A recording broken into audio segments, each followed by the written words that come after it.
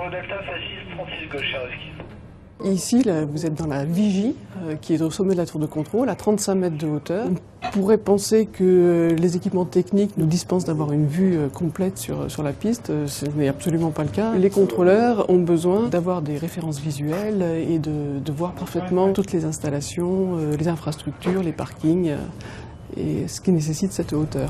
Flyco, sur Bravo 3, tu peux traverser la piste 36 gauche, rappelle que c'est dégagé. La mission de la navigation aérienne, c'est d'assurer la sécurité des vols et d'assurer la fluidité du trafic, donc l'efficacité, de garantir une bonne capacité de l'aéroport et puis de garantir le respect des procédures d'environnement.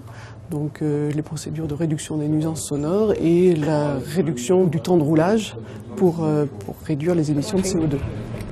Sur celle poursuivie sur la 36 droite, le vent au sol 350 degrés. Les personnes qui rendent ce service sont des ingénieurs du contrôle de la navigation aérienne. La tour fonctionne H24, c'est-à-dire 24 heures sur 24, et il y a à peu près 90 contrôleurs qui sont dans 8 équipes, avec un chef de tour et donc des agents qui se relayent 24 heures sur 24.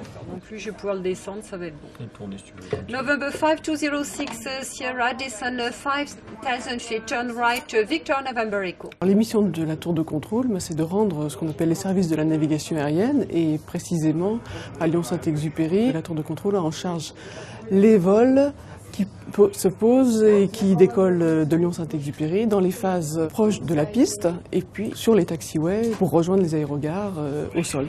Monsieur vous êtes preneur, il reste 3000 mètres disponibles. La tour de contrôle s'occupe d'une quinzaine de kilomètres de part et d'autre dans les axes de piste, et la zone d'approche, là où est gérée toute la partie montée et descente des avions, ça représente une centaine de kilomètres autour de l'aéroport et jusqu'à 4000 mètres d'altitude. Là où s'opère le transfert avec la partie en route. C'est 4000 pieds uniquement dans un premier temps, le QNH 1023. L'activité sur l'aéroport, c'est environ 120 000 mouvements dans l'année. Il y a eu une croissance du trafic, même ces dernières années, mais plus en nombre de passagers qu'en nombre de mouvements. Réunion entendons, Alpha 6, 36 gauche, cher Charovski.